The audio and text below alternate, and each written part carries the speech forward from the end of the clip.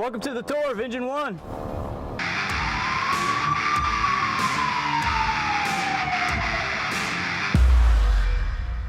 Hi, my name is Jacob Gutierrez, firefighter, paramedic, EMS operations lieutenant here at Granbury Volunteer Fire Department. Today we're going to go over Engine 1. So in this first compartment we have here is the engineer's compartment, or whoever's driving the truck. This is going to be the compartment that he goes to most of the time. All right, in here you got your spanner wrenches, you got a hydrant wrench, you got your big LDH spanner wrenches, you got all your adapters up here. Extra nozzles. The one thing that you do need to know is that the ice chest is right here. And then we have some supply hose that'll hook up to here to supply the engine with more water. And that's pretty much it for the engineer compartment of this side. We're going to be moving over to the next compartment. In here, in this compartment, got some basic hand tools, Halligan piercing nozzle, some bolt cutters, and this piece is called a pig. Over here you have your engineer's pack or your driver's air pack. This is when your driver gets out and he goes on the scene of a fire. This is the pack that he's going to use. And then when we look into these little compartments right here, a little invisible sometimes, but make sure you know that where these are. These are where your extra air bottles are going to be. 5,500 PSI air bottles. You got 3 in this compartment and 1 in the other compartment.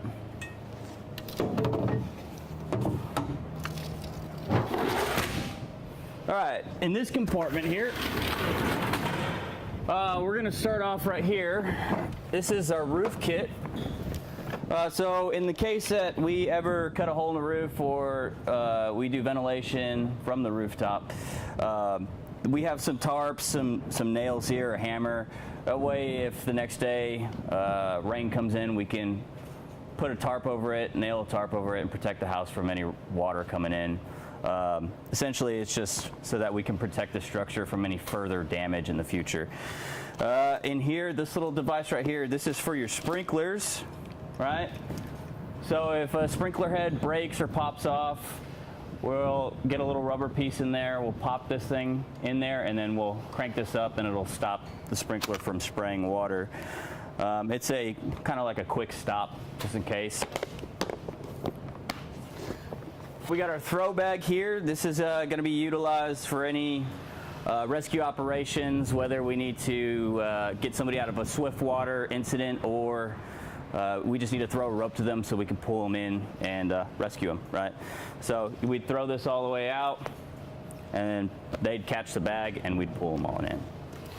All right, moving on. This is a toolbox. What do you think is in it? Generalized tools, screwdrivers, wrenches, whatever you need, it's in this little bag right here. Got it. All right, moving on to our middle little shelf here. We have this little big black box. Inside this box, we have these cool looking discs in here. These things are IR strobes. This is an LZ kit. So if we're ever landing a helicopter, we put these things down on the ground. They produce a infrared strobe, and the pilots of the helicopter will be able to see it and visualize and pinpoint where the LZ will be.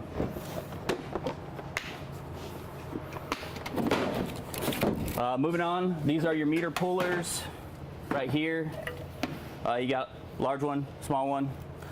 You put these on the meters and you crank it down, it'll pop the meter off if you ever need to cut electricity to a residence.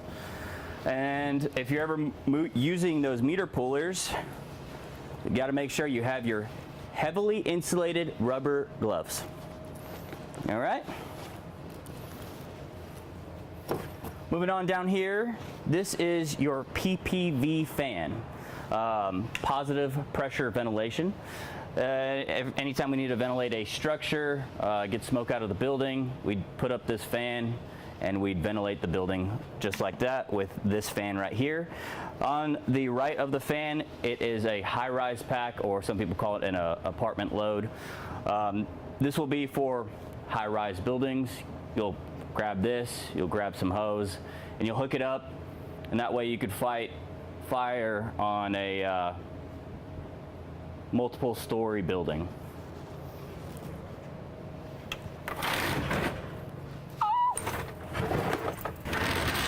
All right, and in the back here, in this little cabinet right here, it's a little hard to see, but there is a cabinet right here with stuff inside of it. Pull this little footstep down, and then we're gonna open this cabinet up. We got 2 New York hooks in here and an attic ladder. You got one 6-foot New York hook, one 10-foot New York hook, and you got a 10-foot attic ladder. If you don't remember the sizes of your New York hooks or your attic ladder, you got numbers right here that says exactly what they are. All right, in this compartment back here, this big old compartment, we got some of our fun toys. Let's go ahead and open this up, just like that. Right here we have our portable generator. If you need power outside or away from the engine, you can grab this portable generator and hook anything up to it. You also have a light right here just in case you need some extra scene lighting that you could hook up to this generator also. Right here we have our K12, commonly referred to as a concrete saw, but we call it the K12. Right here we have our chainsaw. We have a CO2 extinguisher. We have our giant clamp right here. It's for our big 5-inch LDH hose that we have up here, just in case we need to stop the flow of water. We put the LDH on there, and then we can stop the flow of water. We have our 4-stroke gasoline and our pre-mix gasoline. Each one has a different type of gasoline, like each thing has a different type of gasoline that it uses. Some uses 4-stroke, some uses the pre-mix, like the K12 and the chainsaw. Up here, we got some extra spanner wrenches, just in case you need to grab an extra spanner wrenches. There's spanner wrenches all over this engine, even in secret places. So right here, you got a hydrant wrench right here. These little red, or these big red tarps right here are for salvage operations. If we're working on a scene of a fire and we're pulling roof or pulling ceiling or something like that, or we're spraying water, we can put these tarps over people's furniture, people's valuable items inside the building. That way we can protect them from any exposure from what we're doing in our fire operation. And back here, if you could see that, those yellow and blue things right there, those are your life vests, just in case we're near a body of water, which we're supposed to be wearing life vests if we are near a body of water, or if we're working on a body of water. We have extra life vests back there in the back of the engine. In this little box right here, we have, oh, this is great, trash bags. Beautiful trash bags. You also have some Hornet Killer. All right, and in this last cabinet we have right here, we have our handy dandy ladders. We also have a backboard just in case we need to do spinal precautions for a patient. This ladder is going to be a 24-foot extension ladder, and we also have our 14-foot roof ladder right here. After that, close this up. The only other thing you need to know about the back of this truck, you have 1,000 feet of 5-inch large diameter hose, otherwise known as LDH. And then you have 200 feet each side of 2.5-inch. Let me show you real quick. I'll give you a show. Let me take her off. A little visual, right? There's all your large diameter hose, or LDH, and then your 2.5-inch on each side. Also over here.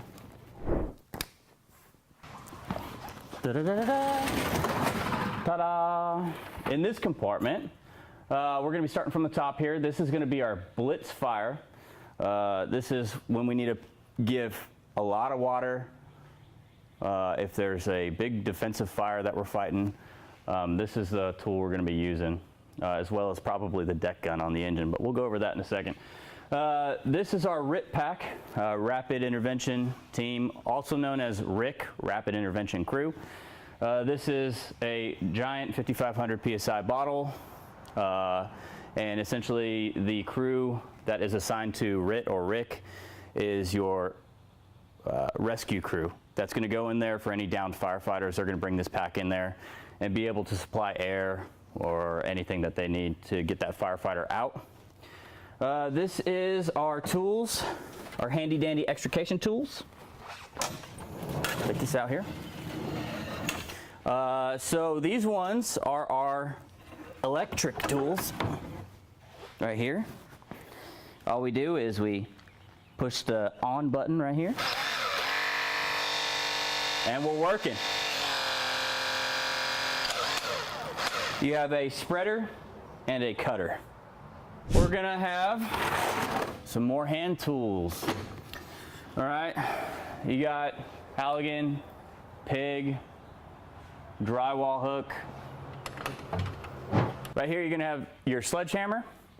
You have a pick head axe. It's called pick head because it's got like a pick on it. And then you got your water key. This is a tool you use to turn off water utility.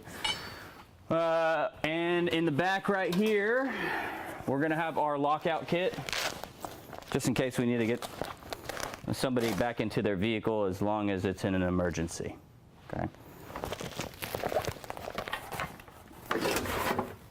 All right, and close the doors. You also have these little guys right here, these little cabinets, just like the other side. The only difference with these cabinets on this side, if you'll notice, is this side has your fire extinguishers. You have your ABC extinguisher and your water can. You also have one bottle in here. All right. Oh my goodness. Put that back in there.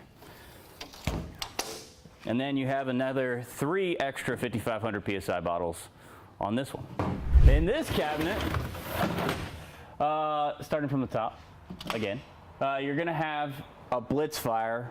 It's an older blitz fire, but this is gonna be a essentially a portable mount for your deck gun, so you can deliver high volumes of water very efficiently. Up here, we have a Fido bag. This will have all the essentials for if you ever bring a dog out of a fire. You have a little oxygen mask for dog, cat, any animal, gerbil, hamster, whichever one you want. I don't know. You might be able to fit a hamster in there. Armadillo, snake. Close that back up.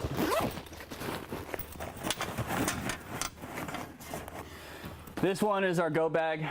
This is essentially our medical bag for this truck. It's going to have all the essentials you need: oxygen tank, trauma stuff, any type of airway intervention stuff, medications. And moving on down here, this is our crash kit.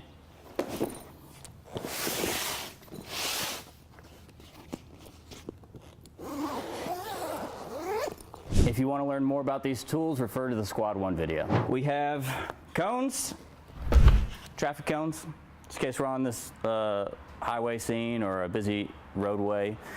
We can direct traffic with these cones, protecting our first responders from any vehicles if anything were to happen. And then in here,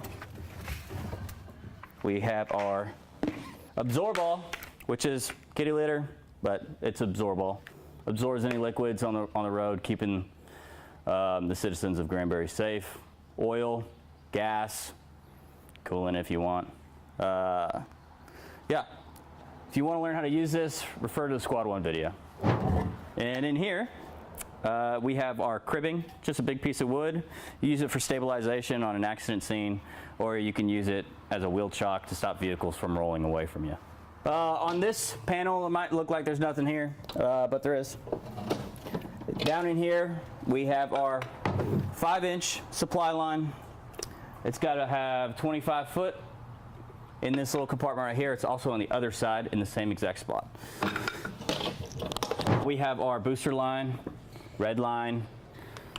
This is good for fighting small fires, garbage fires, brush fires, anything that we think that we don't need to pull a line off, like one of these 1 3/4 or 2 inch lines, we can fight with this.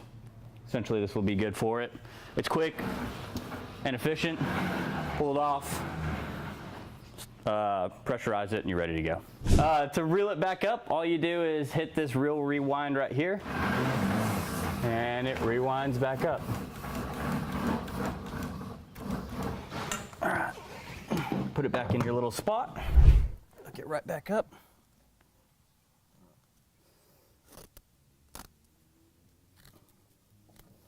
Now you're good. Give it a nice little extra wind. Should be good to go. Moving on over here. Ta-da! Bunch of spots for these. Large diameter spanner wrenches, regular spanner wrenches, hydrant wrench. Each crosslay section is going to have 200 feet of hose. This top one, this yellow one, is 1 3/4. This bottom one is 2 inch. How you remember the 2 inch? Blue is 2, right? You also have each side facing different ways. Some extra New York hooks in these little spots right over here. You have one also facing the other way that you can pull out from the other side just in case. So just some tools that we use on the fire ground. All right, in this middle compartment, you lift up on this thing, you got shovels, broom handles, you got threaded pieces at the bottom, and your broom heads are over there. You just thread them on there, and now you got brooms. Now you can, twirl them and stuff if you want to. Boom, baby. You also have these tools right here, trash rake, and on the other side you have a drywall hook. Moving up to the top here, we're gonna have our deck gun. This is that piece of equipment that's mounted to the truck.